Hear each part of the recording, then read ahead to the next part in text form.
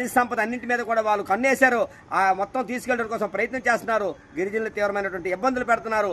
విద్య వైద్య రంగాల్లో వెనకబడినటువంటి ఆ కొట్టియా ప్రాంతం అభివృద్ధి కోసం మొత్తం ఏ గ్రామంలోనూ కూడా వాళ్ళ అభివృద్ధి అయ్యే పరిస్థితి లేదు. మౌలిక సదుపాయాలతో ఇంకా తీవ్రమైన కష్టాలు పడుతున్నారు. ఇటువంటి పరిస్థితుల్లోని వెంటనే ఈరోజు ఆంధ్రప్రదేశ్ ప్రభుత్వం, అక్కడ ఒరిస్సా ప్రభుత్వం, ఇక్కడ కలెక్టర్లు ఇరువారంతో చర్చించి ఒక దగ్గర కూర్చొని ఈ సమస్య పరిష్కారం వేగవంతం చేయాలా. వాళ్ళు మనోభావాలు దెబ్బతినకుండా వాళ్ళు ఆంధ్రప్రదేశ్లో ఉండాలని అందరూ అత్యధికంగా కోరుకుంటున్నారు. ఆ విధంగా వాళ్ళు ఎవరు ఎక్కడ ఉంటామో ఏ ప్రభుత్వంలో ఉంటామని కూడా వాళ్ళు నిర్ణయించుకునే పరిస్థితి రోజు ఉంది. మేము ఎక్కువగా ఆంధ్రప్రదేశ్ ఇంకా ఉన్నటువంటి ఈ ప్రాంతంలోనే బంధుత్వంతో కూడుకున్నటువంటి వాళ్ళ పిల్లలందరినీ కూడా ఈరోజు ఆంధ్రప్రదేశ్లో చదివించుకునే పరిస్థితి కూడా ఉంది. ఇటువంటి అన్నింటినీ వాళ్ళ మనోభావాలు దెబ్బతినకుండా ఆ సమస్య పరిష్కారం కోసం కృషి చేయాలా. ఆ భూములకి హక్కులు కల్పించాలా. అలాగే వాళ్ళకి విద్య అన్ని రంగాల్లోనే మౌలిక సదుపాయాలు కల్పించి ఎటువంటి సమస్య లేకుండా చేయాలని ఈరోజు సిపిఎం పార్టీగా మేము డిమాండ్ చేస్తున్నాం.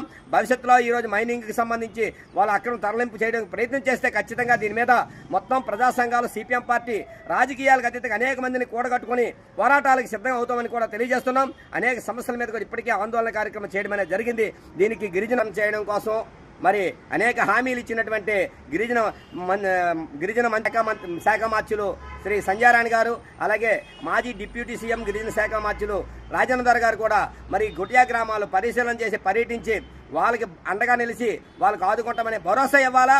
అలాగే వాళ్ళ మనోభావాలు ఏ విధంగా ఉన్నాయో కూడా సర్వేలు చేసి వాళ్ళకు అనుకూలమైనటువంటి ప్రదేశాల్లో వాళ్ళు ఉంచేటట్టు ఈరోజు ప్రభుత్వంతో చర్చలు జరిపి వాళ్ళకి అండగా నిలవాలని మేము కోరుతున్నాం.